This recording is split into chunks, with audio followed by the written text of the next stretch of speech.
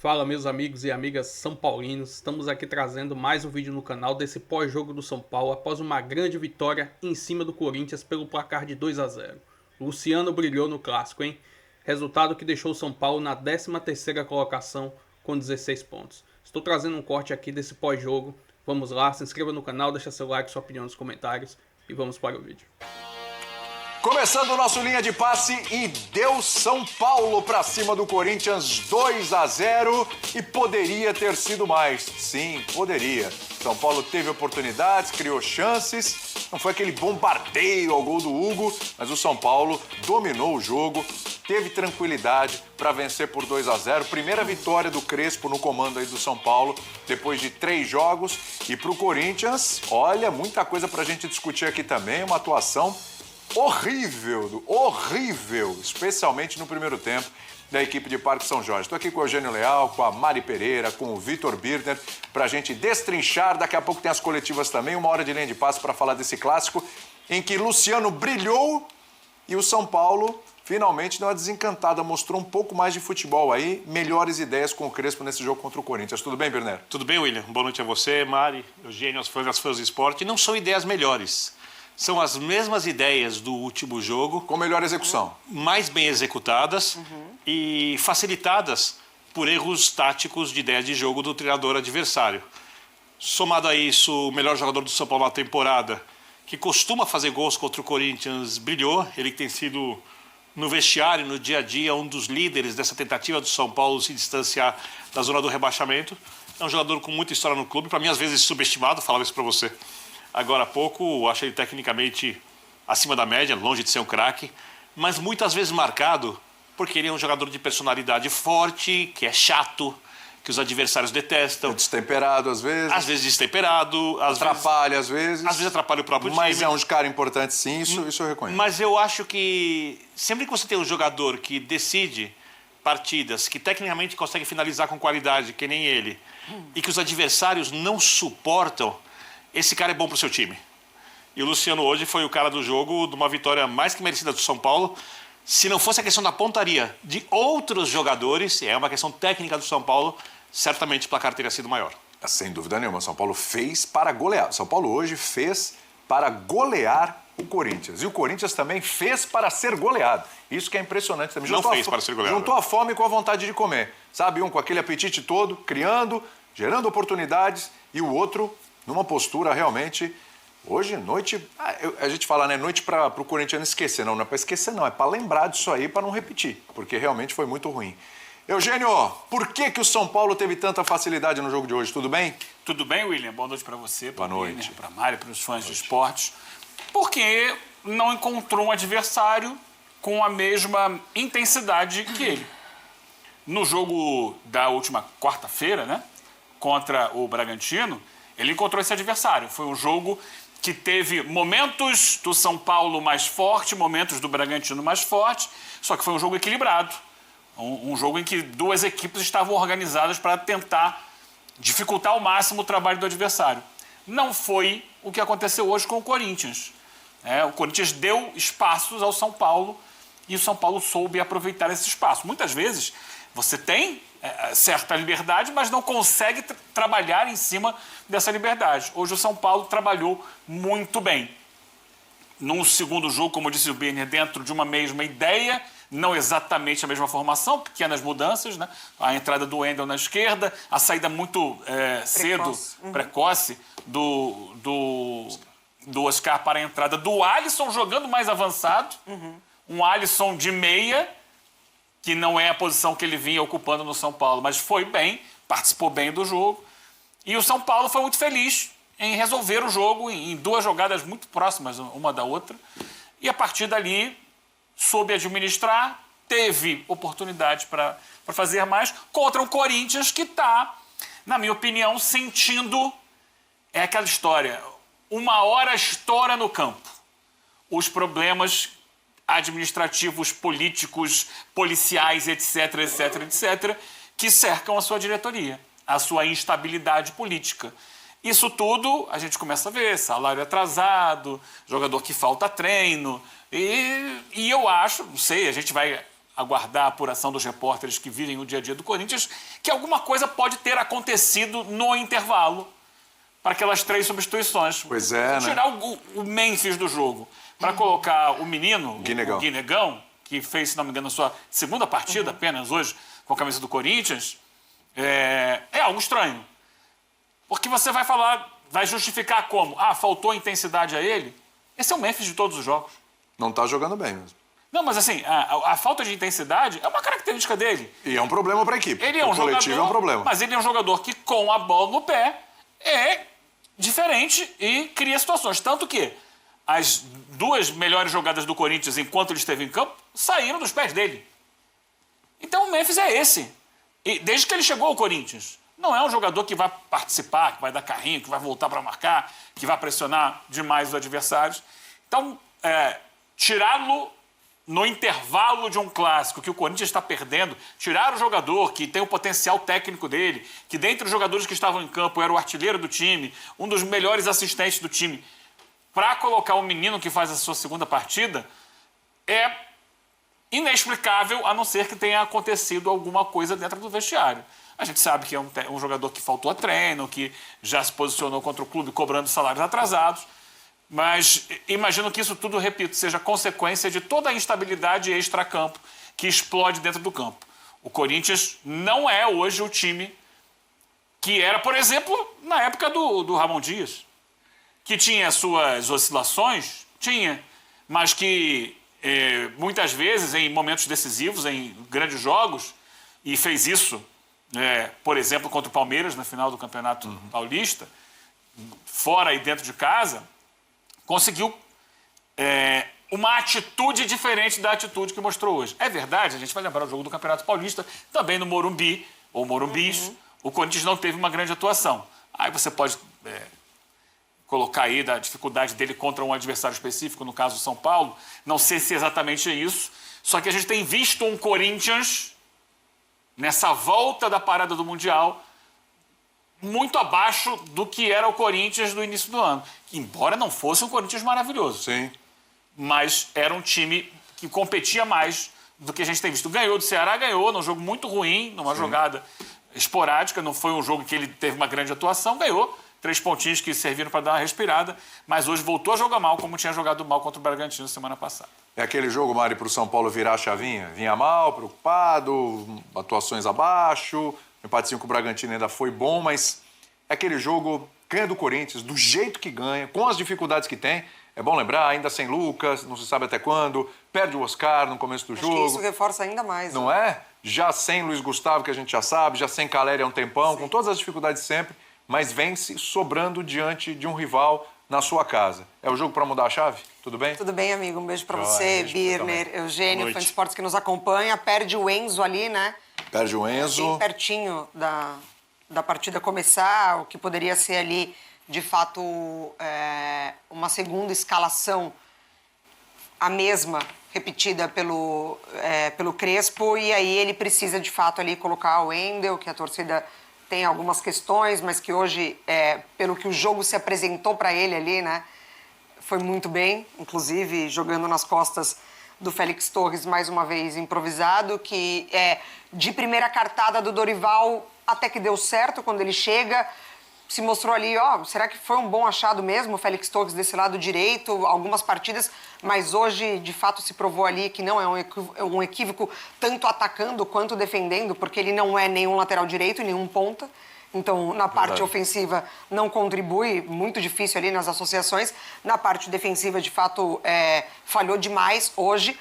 Então, acho que é um Crespo que conseguiu, ou tem, né, por enquanto ali, observado fatores importantes desse sistema que ele escolhe para esse São Paulo, principalmente pela figura do Bobadilla e do Marcos Antônio, né? Assim que fizeram mais uma vez uma partidaça, o Bobadilla participando das ações ofensivas da equipe, contribuindo ali ofensivamente. A gente até comentou, né, Eugênio, na redação, quando ele escolhe o Alisson para o lugar do Oscar, parecia que era gente demais no mesmo setor, né?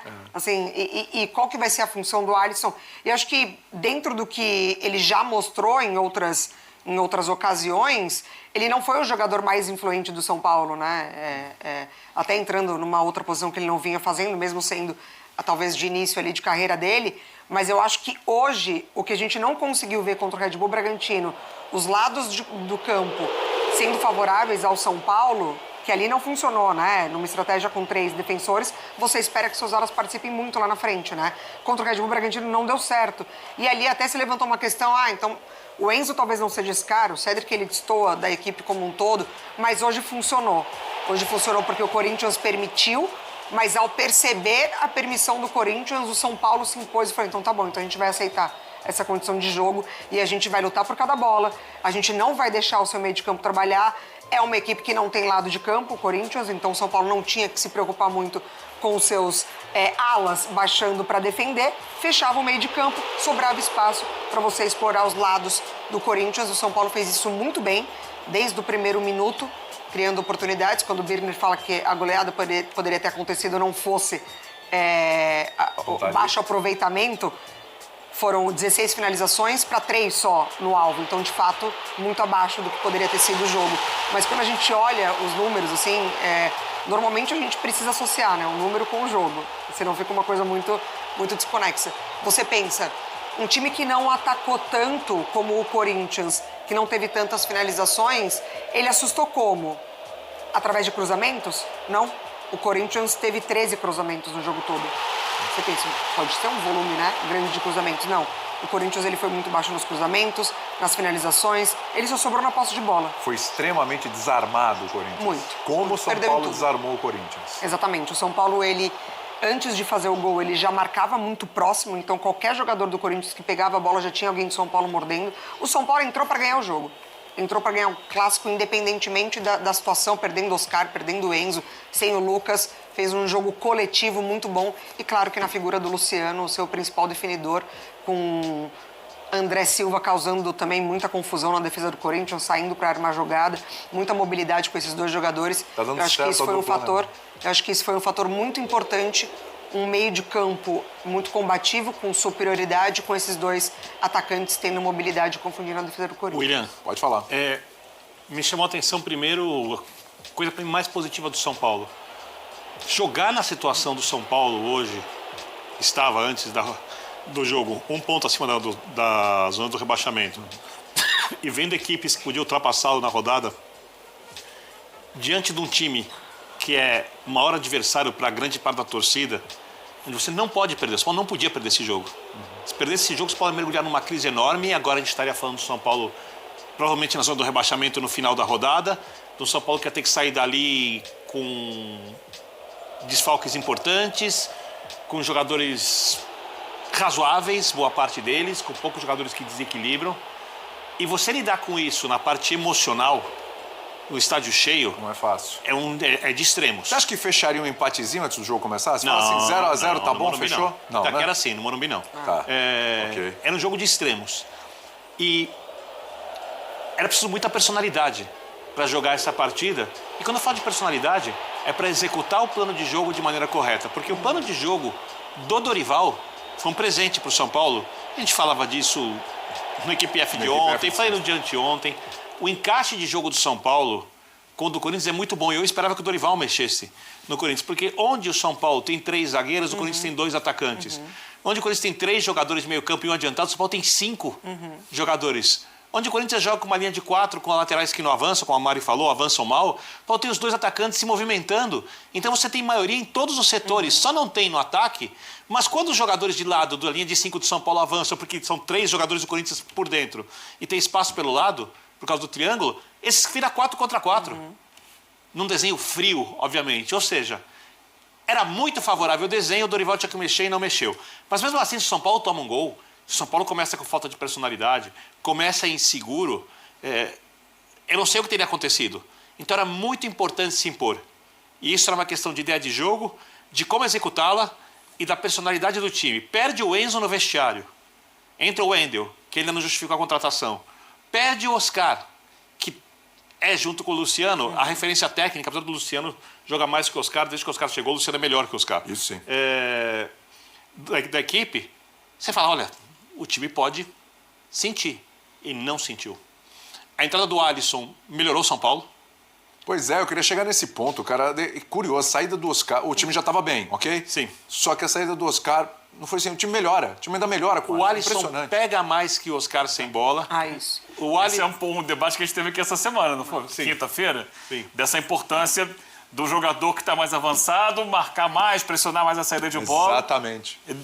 Hoje é mais importante do que exatamente você criar muito. Mas esse é um debate que rende muito. E mas tecnicamente ele é continua. bom jogador, ele ocupa vários espaços no campo. E ele tem uma coisa, o Oscar voltou idolatrado pelo que ele fez na carreira fora do São Paulo. Certamente não foi pela maneira como ele saiu do São Paulo. Sim. E ele pretende reconstruir isso, dando bons resultados para a equipe.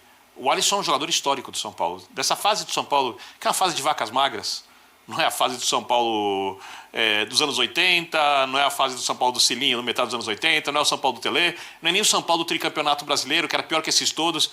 É um São Paulo muito diferente do São Paulo histórico.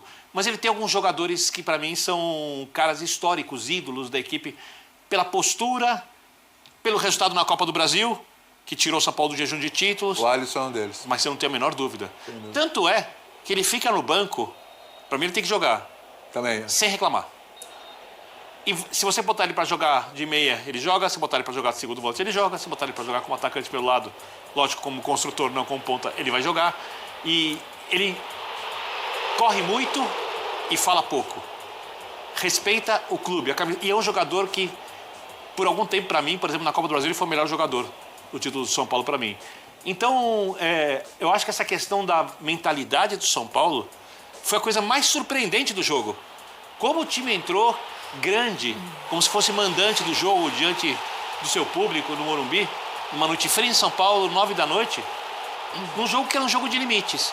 E não parecia um jogo de limites quando o São Paulo jogou. Pois é. Parecia um jogo que o São Paulo, olha, tá ali em 7º, 8º lugar na tabela, de repente entra numa zona de classificação da Libertadores. A postura do São Paulo foi muito melhor do que o pré-jogo sugeria. E eu acho que essa talvez seja a melhor notícia. É um fator Vamos ver o que acontece Crespo. de agora em diante, né, Mário? É um fator Crespo, acho.